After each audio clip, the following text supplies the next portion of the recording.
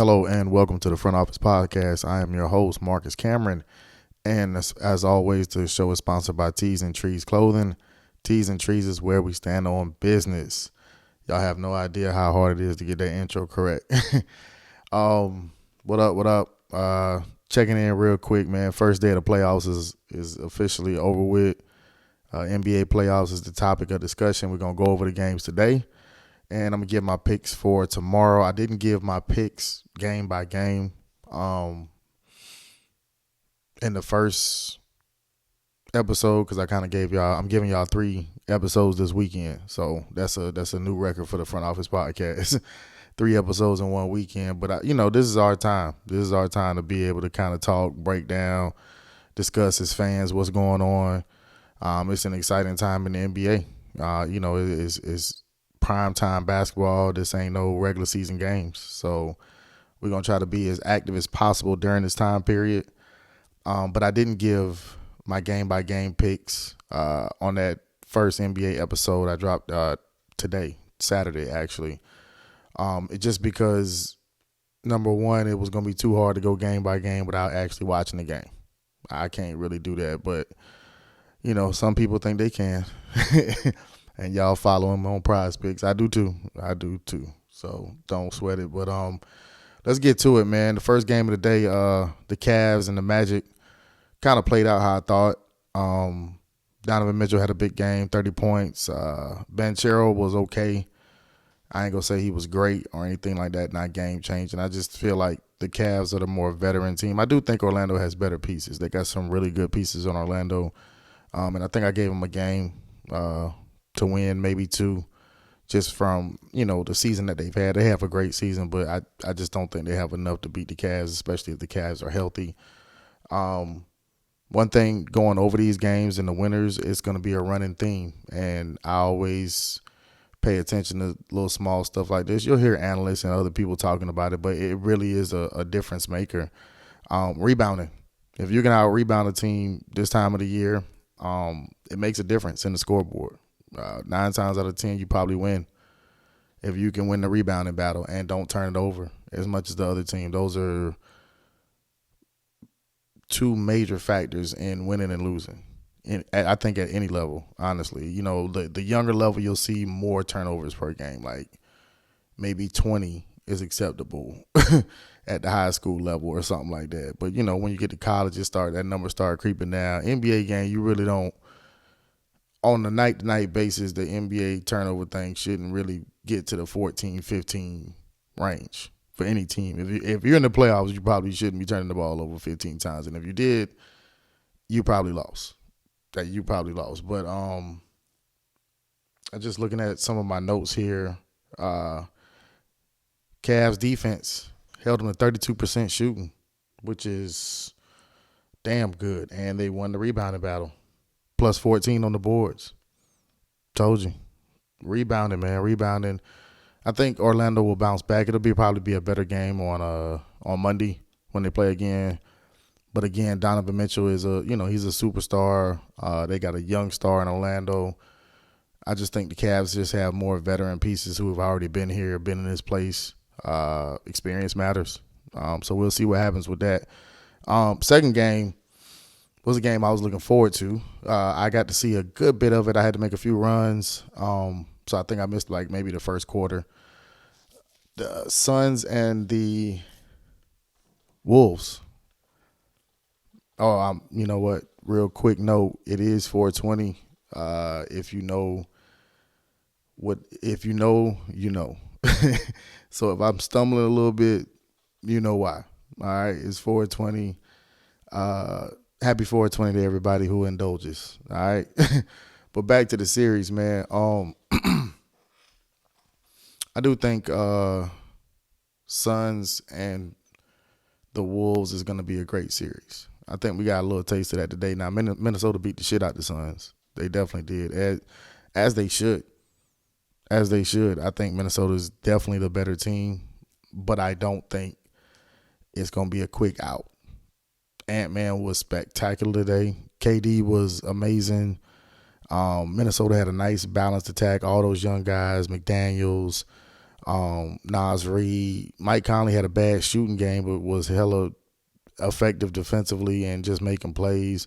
Gobert had a good game. Karl Anthony Towns, back off injury, looked great.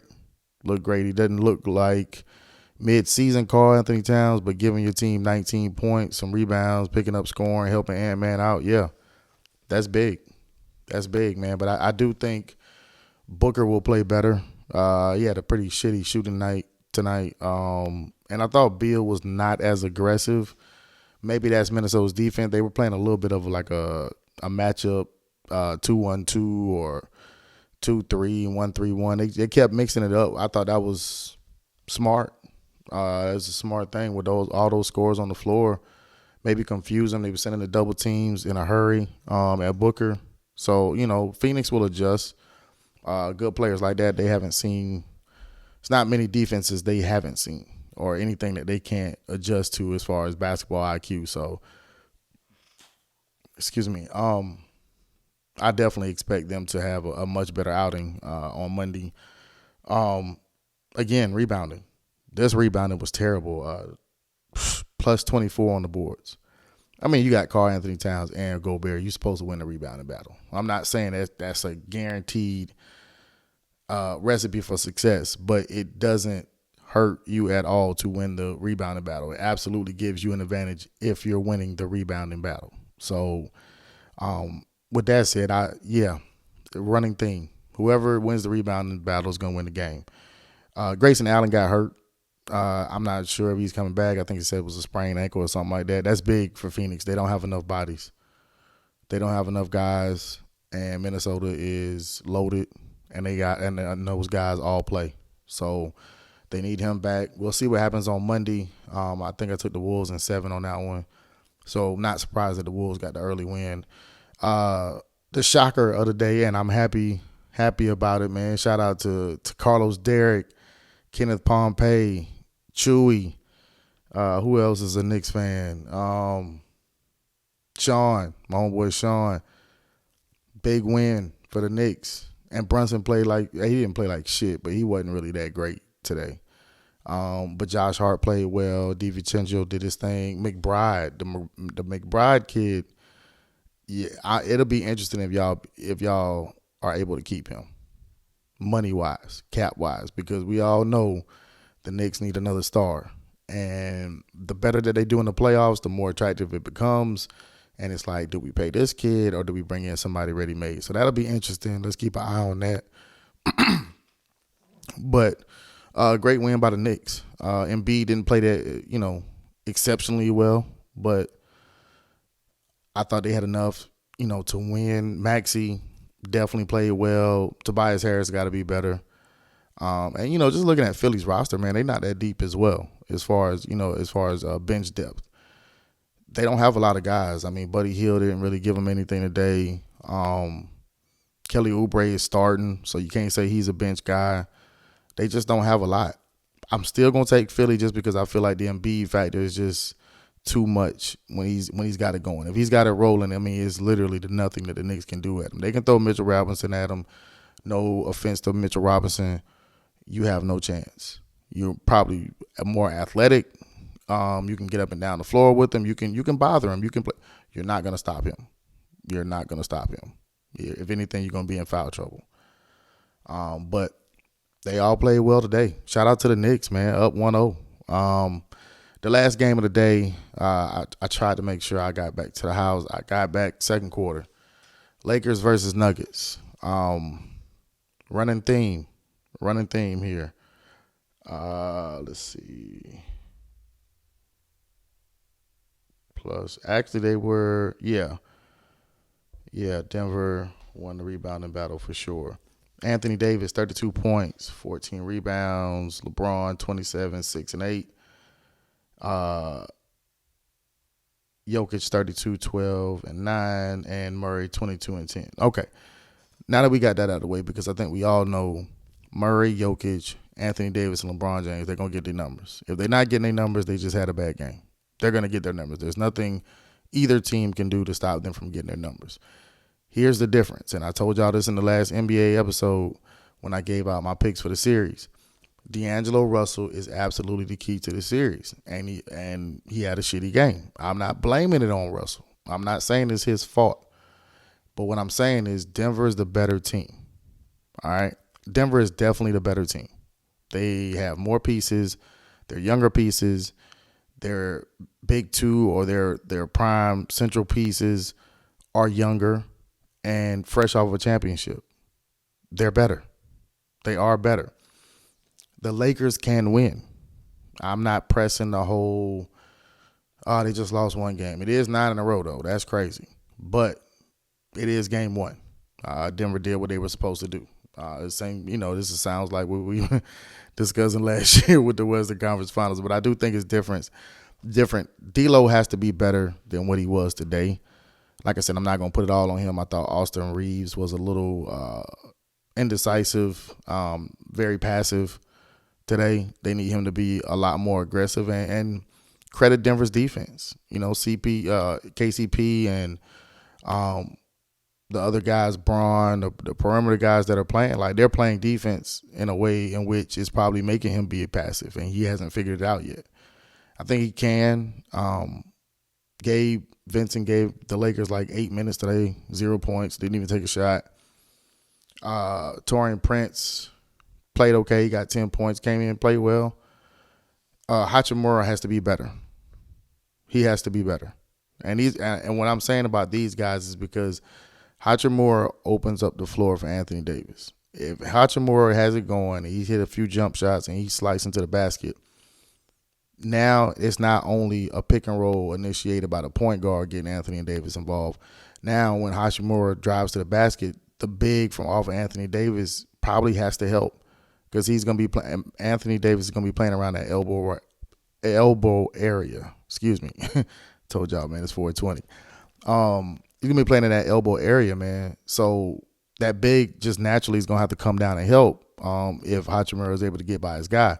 When he does, it's a backdoor pass or a bounce pass to Anthony Davis, easy dunk, probably and one. He has to get it going.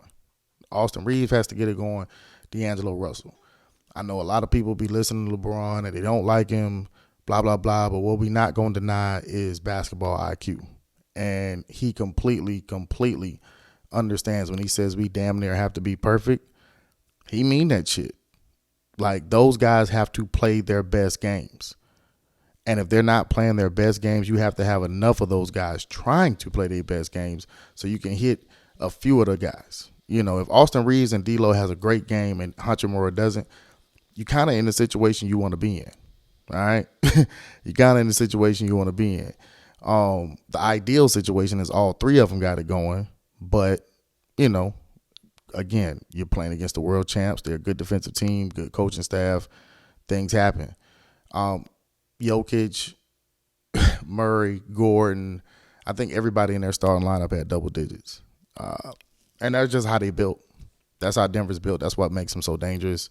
That's why they're the best team in the West. And that's why if the Lakers can pull this shit off, LeBron probably can get to another finals. The Lakers are probably going to the finals, barring injury. Because I don't think it's a better team in the West than this team. And that shit with Anthony Edwards was impressive today. And Shai's going to be impressive tomorrow. Those teams are impressive. They haven't proven shit. Nothing. These other teams, they've been there. You know what I mean? The Clippers have been, in the playoffs. Luka has been to the Western Conference Finals. The Suns have been there. Devin Booker's been to the finals. These young guys, man, like, listen, this shit looks good now. It gets a little more dicey in the second round, I promise you. But, I'm not really worried about it. I'm still sticking to my pick, man. Lakers in 6. That's my dark horse pick, just so we clear. I just explained why Denver is the better team. So it's not a knowledge thing. It's just that's my dark horse. That's the team I think can actually pull something and change the whole outlook of the playoffs. But yeah, great basketball today. It's going to be some great basketball tomorrow. Before I forget, man, thank you for tuning into the show. New subscribers, saw some new ones on YouTube today, man. We appreciate it. Click, like, share. Facebook is Front Office Pod, the Front Office Podcast. And the Instagram page is High Skies Visions. Follow them. We post memes and different little funny bits and different little information, man. It's a good follow. It's a good follow. And, you know, we've got some suggestions for the page. Be respectful, but comment. We appreciate it. The games tomorrow, man, we got the Celtics versus the Heat. Always dicey, but no Jimmy. Mavs and Clippers, Pacers and Bucks, and the last game is OKC versus the Pelicans. All right, so let me get my picks. I like the Celtics. I like the Clippers to win game one. I like the Bucks to win game one, whether Giannis plays or not. And I definitely like the Thunder to win game one at home. I'm taking the Celtics because I'm hoping that Jason Tatum, Jaylen Brown, all those guys took a look at Anthony Edwards today and watched the intensity in which he attacked the Phoenix Suns. He respected him. KD's his favorite player, but he was out there giving his ass the business. And that's exactly what needs to happen tomorrow. So what? There's no Jimmy Butler. It needs to be attack mode because Miami is not a team that you want hanging around. So I think the Celtics will come out determined. Big win in game one. As far as the Mavs and the Clippers, I got the Mavs to win the series, but I do think the Clippers will play well. First game at home. Russ is back. They're pretty healthy. I like the Clippers' chances as far as winning game one. That's all I'm going to say about that. Pacers and Bucks was a tough one because both teams is kind of like Jekyll and Hyde. You don't know what you're going to get. The Pacers, first half of the season, made it all the way to the in-season tournament championship because they was playing so well. I believe they swept the Bucks this year, except for maybe one game. The one game, I think, at Milwaukee when the whole basketball incident happened. Tough series to judge, man, but I'm going to take the Bucks in game one. Dame time is still Dame time. I think he's going to come to play. Middleton's healthy. Lopez, I just don't see the Pacers going there game one and punch him in the face. Very capable of doing so. Very capable of doing so, but I just don't see that happening. And the last game of the night is the Thunder and the Pelicans. Definitely like the Thunder. I'm going to give the Pelicans a game just out of respect, but I do think it's a gentleman's sweep. Wouldn't be surprised if it's an original sweep 4-0. That's just where the Thunder stand, man. So I'm going to be putting out an episode and picks every time during the first round, every day, as long as we have basketball, man. So I appreciate y'all checking in. I'm your host, Marcus, Front Office Podcast, Tees and Trees. Peace.